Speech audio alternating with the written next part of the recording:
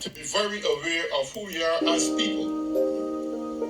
We can be as polite and as nice and as decent, and we can be all of that. But in this little thing called the heart, we can got some dark things still shut up. But who knows? Only God knows. But I want to take a deep look at life today, because for many, life is just getting up one morning, taking a shower, go to work, breathe, eat, and repeat that same cycle until the end of time. But for the Christian man and the non-Christian man, there's something different.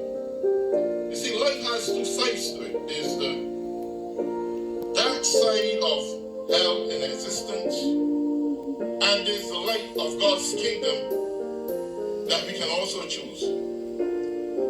And often, those who exist in darkness will never be able to really see the light.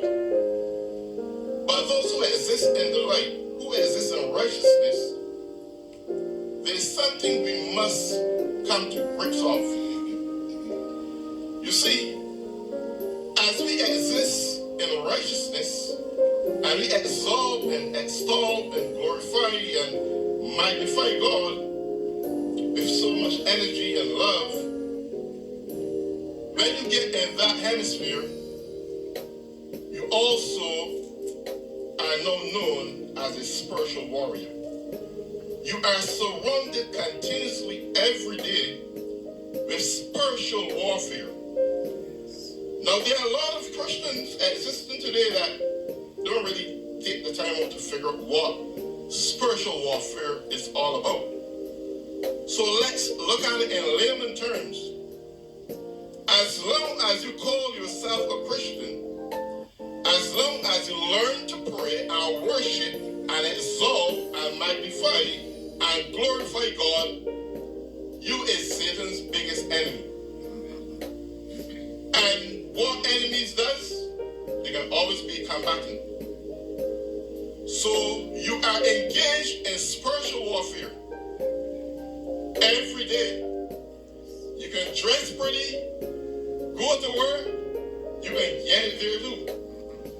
You can dress sweet, got beautiful friends and great friends at school, you're going to get it there too.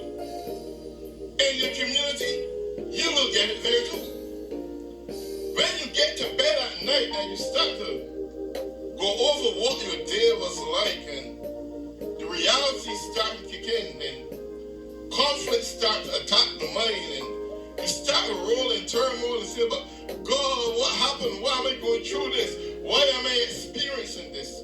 Lord, help me out of this. And we cry out to God, and we cry out to God, and it seems to be no God. I come with an uplifting word today because we better understand that the righteousness that is established in our hearts is a two-edged sword to the dark hemisphere of Satan. All your enemies, all the demonic attacks and demonic oppressions and demonic possessions, you got power and authority and dominion over all of that. But rather than we acknowledge the fact that we aren't just a normal person anymore, we are abnormal spiritually, gifted with the power of God and adorned with righteousness. Until we come to grips with that and know that when that demon get in your face and that satanic move come before you, you got the power to strike it down. But you see, God's not going to run to your rescue every minute, because God don't want stillborn kids in his kingdom now. You don't stand on your breast, your mother's breast for all your life. You nurse for a couple months, maybe to a year and a half, and eventually start to creep and you start to walk, and know you want some strong coffee or strong food to eat. You want something good, and as you grow, you evolve, you walk, you run, and you become a good athlete. You become a good businessman, you become all these great things. Become professionals. God is calling us to be